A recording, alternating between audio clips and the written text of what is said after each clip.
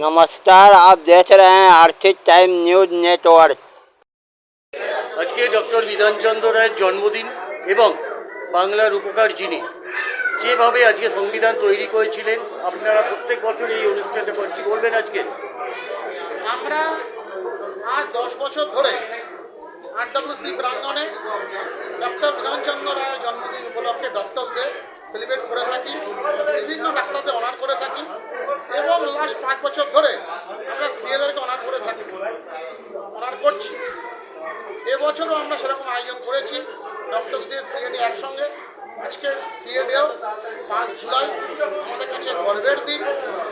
আর আমাদের অ্যাসোসিয়েশন ডাক্তারদের নিয়ে তৈরি হয়েছিল। ডক্টর সুবোধ মিত্র আমাদের ফাউন্ডার প্রেসিডেন্ট ছিলেন। উনি পৃথিবী বিখ্যাত অঙ্কোলজি ডাক্তার ছিলেন, কলকাতা ইউনিভার্সিটির ভাইস চ্যান্সেলর ছিলেন। ওনার নামে একটা নৃত্য সার্জারি আছে।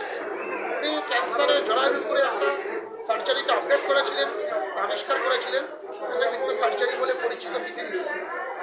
আজকের দিন ডাক্তার অনার করতে পেরে বিভিন্ন ডাক্তারদের হোমিওপ্যাথিক, অ্যালোপ্যাথিক, আয়ুর্বেদিক আমরা গর্বিত, আনন্দিত। আগামী দিনে আরডব্লিউসি যেরকম হেলথ চেক আপ ক্যাম্প ডাক্তারদের নিয়ে কাজ করে যাচ্ছে, কাজ করে যাবে, আশা রাখি 2024 সালে আমরা ভালো কাজ করবো ডাক্তারদের নিয়ে। ধন্যবাদ। সারা পশ্চিমবঙ্গব্যাপী সারা ভারতবর্ষের লোককে কি বলবেন আজকে ডক্টর বিধানচন্দ্র রায়ের জন্মদিন উপলক্ষে যে সেলিব্রেট বিধানচন্দ্র রায় সম্পর্কে আমার নতুন কিছু বলার নেই। বিধানচন্দ্র রায় বাংলার উপকার ছিলেন।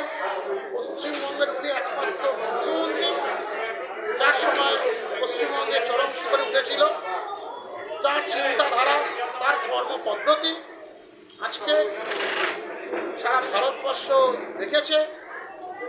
আমাদের বিভিন্ন ক্ষেত্রে উনি বিভিন্ন কাজকর্ম করেছেন, যেগুলো আমাদের স্মরণীয় হয়ে আছে।